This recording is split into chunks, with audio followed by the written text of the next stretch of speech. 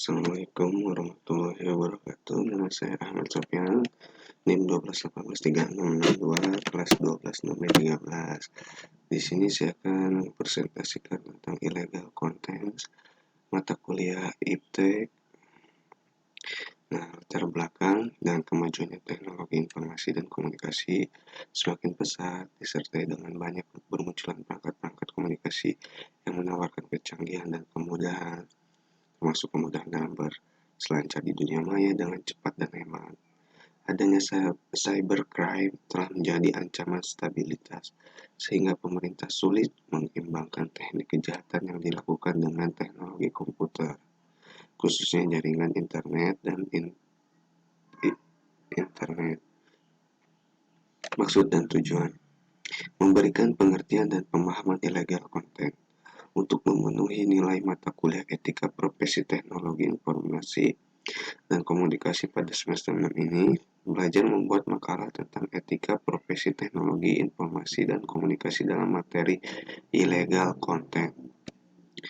Metode penelitian: penulis melakukan dalam penulisan makalah ini adalah dengan metode studi pustaka, yaitu sebuah metode dengan cara menghimpun informasi yang relevan dan topik atau masalah yang sedang diteliti, dalam hal ini tentang kasus illegal content. Nah, ruang lingkupnya ini tujuan supaya penulisan yang dilakukan lebih terarah dan tidak keluar dari topik pembahasan. Maka penulisannya membahas jenis cybercrime dalam lingkup illegal content di Indonesia. Apa itu illegal content? Nah, illegal content adalah tindakan memasukkan data atau informasi ke dalam internet yang dianggap tidak benar dan tidak etis, yang melanggar hukum. Nah, apa itu cybercrime? Nah, cybercrime adalah tindak kriminal yang dilakukan dengan menggunakan teknologi komputer sebagai alat kejahatan utama. Cybercrime merupakan kejahatan yang memanfaatkan perkembangan teknologi komputer, khususnya internet. Cybercrime diambil dari cyber dan crime. Cyber singkatan dari cyberspace yang berasal dari cybernet dan space. Cyber law adalah aspek hukum yang istilahnya berasal dari cyberspace law, yang ruang lingkupnya meliputi setiap aspek yang berhubungan dengan perorangan atau subjek hukum yang menggunakan dan memanfaatkan teknologi internet atau elektronik. Contoh kasus illegal content: pornografi. Nah, kasus kejahatan ini memiliki modus untuk membuat situs pornografi. Motif kejahatan ini termasuk ke dalam cybercrime sebagai tindakan murni kejahatan. 2. Penyebar berita yang tidak benar atau hoax.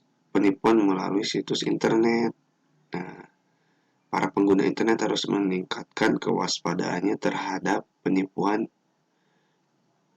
situs-situs ini seperti MLM, penipuan lewat email.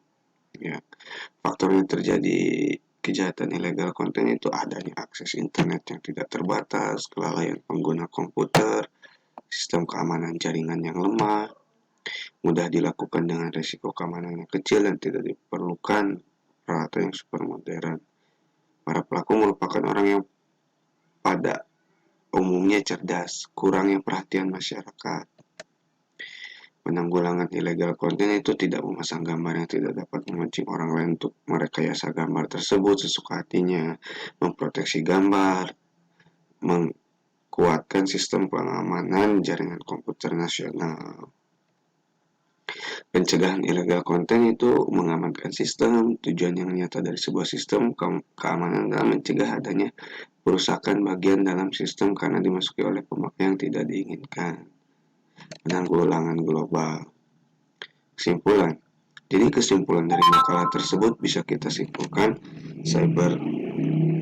cybercrime merupakan bentuk kejahatan yang timbul karena pemanfaatan teknologi, dan langkah penting yang harus dilakukan setiap negara dalam penanggulangan cybercrime adalah melakukan modernisasi hukum pidana nasional beserta hukum acaranya. Sekian dan terima kasih. Assalamualaikum warahmatullahi wabarakatuh.